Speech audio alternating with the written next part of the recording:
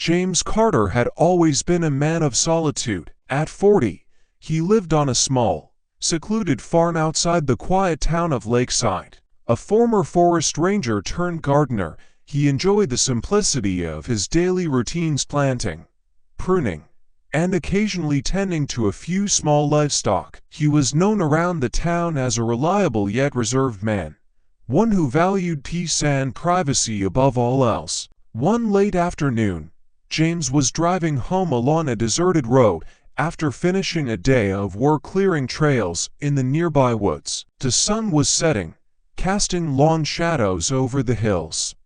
He spotted a car pulled over on the side of the road, its hood up and hazard lights flashing. A woman stood by the car, looking distressed and frustrated. Without a second thought, James pulled over to help. "Need a hand?" he called out as he approached. The woman, looking to be in her mid-30s with dark hair pulled back in a messy bun, glanced up, clearly relieved but wary. "Yes, please," she replied with a sigh of relief. "My car just died, and I can't get any signal out here." James nodded and moved closer to check the engine. "I'm James," he said, glancing at her. "Live around here, Helen." "I'm passing through," she answered, her voice shaky. As James fiddled with the battery cables, she kept nervously glancing down the road. She seemed out of place, her eyes wide with an anxiousness that was hard to ignore. "There we go," James said, after tightening a loose connection. "Try it now." Helen got into the car and turned the key. The engine sputtered, then roared to life. She looked up at James with a mixture of relief and gratitude. "Thank you so much. I don't know what I would have done if you hadn't stopped." James waved it off. "Happy to help. Just take care on these roads." Helen reached into her purse and tried to hand him some cash. "Please, take this." James shook his head. "No need. Glad I could lend a hand." Helen hesitated, then put the money away. "Thank you again, James. I won't forget this." James watched her drive off, a strange feeling tugging at him. She seemed scared of something more than just a broken-down car.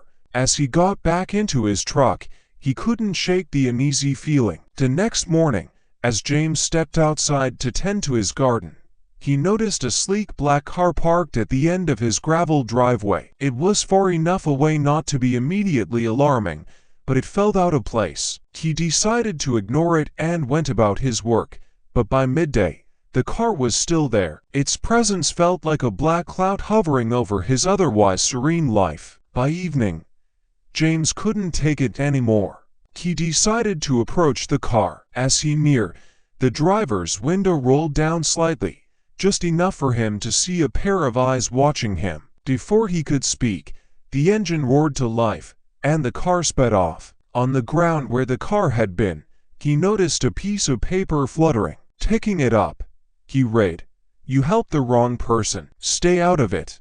James' eyes turned to fear. Who were these people, and what had Helen gotten herself into? He decided to put the note aside and lock up his house. That night, he stayed awake, listening for any signs of trouble. The following day, there was a knock at his door. When he opened it, Helen stood there, looking exhausted and terrified. "James," she said urgently, "I need your help. They're after me." James stepped aside, letting her in. "Who's after you?" "Helen." "And why are they following me now?" Helen took a deep breath, wringing her hands. "I didn't tell you everything. My real name is Helen Mayfield, and I've been running from a group of dangerous people connected to my family. My father, he was involved in some illegal business, and now they're after me to settle his debts." James felt a chill run down his spine. "Why come here?" "Because they saw you help me. They think you know something, or that you might help me again. I didn't mean to drag you into this, but I have nowhere else to go." James knew he had a choice. He could turn her away and hope these people would leave him alone, or he could help her and risk facing whatever danger she was running from. After a moment, he made up his mind. "All right," he said, "you can stay here for a while, but we need to be smart about this." Over the next few days, the tension only grew. James and Helen kept a low profile, staying inside during the day and keeping the lights off at night. The black car would show up periodically, watching from a distance. Helen explained more about her past. Her father had been a powerful figure in the underworld, dealing in illegal arms and money laundering. When he disappeared, leaving debts and enemies behind, she became a target. One evening, as the sun was setting, they were making dinner when they heard a car approaching fast. James looked out the window and saw two men stepping out of a sleek black SUV. They were dressed in dark suits and moved with the kind of confidence that suggested they were used to getting their way. "We have to go," Helen whispered urgently. "Now." James nodded, grabbing a small bag he had prepared in case they needed to leave quickly. They slipped out the back door and into the woods behind his house. They could hear the men banging on the front door, calling Helen's name. They ran deeper into the woods, guided by James's knowledge of the terrain. For the next few hours, they kept moving, only stopping when they were certain they hadn't been followed. James led Helen to an old hunting cabin he used occasionally. It was basic, but it was safe. "They're not going to stop," Helen said, sitting by the fireplace, her voice trembling. "I've tried running before. They always find me."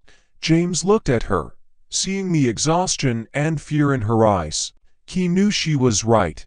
"Then we need to find another way." The next morning, James made a decision. "We can't keep running forever. We need to confront them, find out what they really want." Helen looked doubtful but nodded. "I think they want me to settle my father's debts or worse, use me as leverage." James knew they needed more information. "I have an old friend in town, Tony. He used to work in private security. Maybe he can help us." The two made their way to town cautiously, using back roads and hidden paths. Tony, a grizzled man with a history of dealing with tough situations, listened carefully as James explained everything. "You've stepped into a big mess, James," Tony said with a low whistle. "These people aren't just your run-of-the-mill criminals. They're connected, and they don't take kindly to loose ends." James knew it was dangerous, but he was determined. "Can you help us?" Tony nodded. "I have some contacts. I'll see what I can find out." For a few days, Tony worked his contacts while James and Helen stayed hidden. Then, one night, Tony called James. "I've got news. They're planning to confront you both. They think Helen knows where her father hid some valuable documents. If we want to take control of the situation, we need to act now." They set up an ambush. James and Helen would lure the men to an abandoned warehouse on the outskirts of town, while Tony and a few trusted friends would be ready to back them up. It was risky, but it was the only way to end this chase. That evening, as they waited in the dimly lit warehouse, James could feel the tension building. Helen was pale but resolute. "If this goes wrong," she began, but James cut her off. "We'll make it through," he said firmly. The black SUV arrived, and two men stepped out. They called for Helen, demanding she come out. James and Helen stepped forward, hands raised to show they were unarmed. "We don't want trouble," James said. "We just want to know why you're after her." One of the men, tall and with a scar across his cheek, sneered. "You know why. Her father owes us, and she's the payment. Now hand her over, and you can walk away." Before James could respond, Tony's team sprang into action. They moved quickly, disarming the men and forcing them to the ground.